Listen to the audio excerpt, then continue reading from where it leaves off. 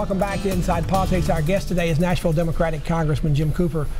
Congressman, are you among those who believes that this time next year, or even in January of this coming year, you're going to be in the majority? The Democrats are going to take back over the House in November? You know, Pat, you know politics as well as anyone. The voters will decide that in November. It is looking like there will be at least a sizable blue wave, but it's too early to tell. Blue wave going to happen in Tennessee? Doesn't look like it in terms of either the congressional delegation or in the legislature. But I'm proud, for the first time in a decade or more, we have first-rate Democratic candidates for statewide office. We have Phil Bredesen running for the U.S. Senate. We have Karl Dean running for governor. We've rarely had candidates that strong, that widely respected, and on a bipartisan basis.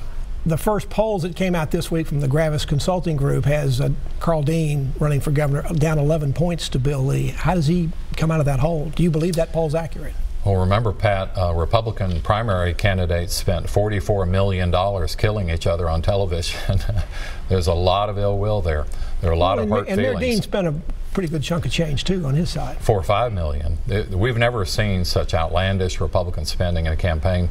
Bill Lee actually spent less. He benefited because the Republican frontrunners were killing each other so much. He was able to do like NASCAR and whip around and come in first. Well, what I hear from Democrats and see in some of the tabs of the polling is that Democrats are having to be convinced, as well as the rest of the public, that a Democrat has a chance to win in the governor's race. They may think Bredesen has a chance in the Senate because he's won twice before, but how does Karl Dean overcome the idea that he can win? Well, I think with the blue wave, and I think with people waking up and saying, what direction do they want our state and nation to go in? I think a lot of folks are going to say, hey, we've had enough of what's going on in Washington. We want a change here, and I think both Bredesen and Dean offer a very constructive and positive change. One of the big issues likely this fall, though we don't hear a lot about it right now, is the nomination of the U.S. Supreme Court of Justice Brent Kavanagh. This issue seems to really galvanize Republicans. It did in 2016. Marsha Blackburn's talking about it, I think, on the trail right now for the Senate race. Some Democrats are energized in the opposite position. What would you advise Phil Bredesen to do? Right now, he's sort of saying he's taking his time to assess that particular justice and his qualifications. If you were in the Senate, how would you vote? Well, as you know, I'm not in the Senate, so I can't vote on Kavanaugh. I think Phil Bredesen is a very deliberate decision maker. He will like to look at all the evidence. Right now, they're withholding a lot of evidence from Kavanaugh's days in the Bush White House. And remember, Kavanagh was turned down twice by the U.S. Senate already for federal judgeships in 2003 and 2005.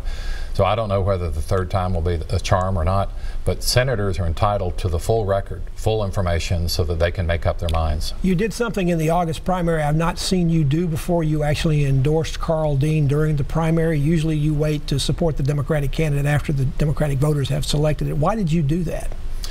Well, I live here in Nashville. I'd known Karl Dean, for many, many years. I thought he did a superb job as mayor. I look forward to his leadership in the state. I have no disrespect for Craig Fitzhugh, who's a very fine person, but he's from way off in West Tennessee. I didn't know him as well, and I thought that it was time to go ahead and get behind Karl, unify the Democratic Party, and let's win this together.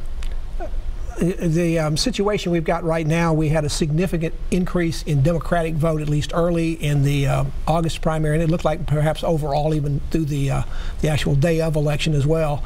We've got an increase across the state to some degree for a midterm election. Tennessee's got a terrible record in terms of registration and turnout for the vote. Even if we're up, are we still likely to be 50th this year?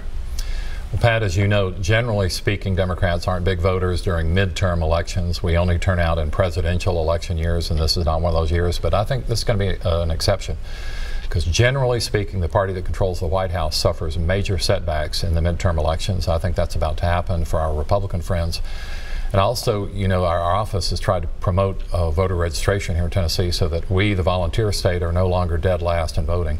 It's really embarrassing that Tennessee, a great state, has ended up being oftentimes 50th in terms of voter turnout. Where is the disconnect? A volunteer state, but we don't vote. Well, you could. Do people feel like their votes don't count because of what's happened with the Russian hacking and all the other things that have gone on with the charges of fake news and all these other kind of things?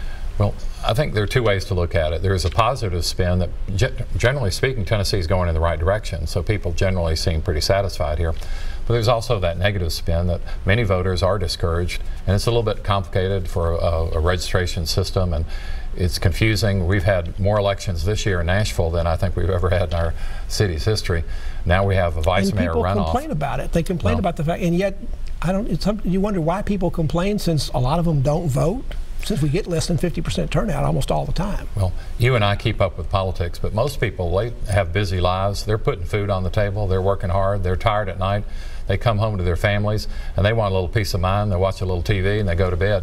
They don't want to think about all this political mess that's out there. Going back to the statewide races, why is it that Carl Dean and Phil Bredesen seem to have a chance in statewide races when on the district level for congressmen, on the state level in terms of the state legislature, state house, and state senate, nobody expects any major changes? It's still going to be 7-2 in the congressional delegation for the Republicans, probably supermajorities in both parts of the legislature, both houses of the legislature. That would not seem to compute or to equal each other.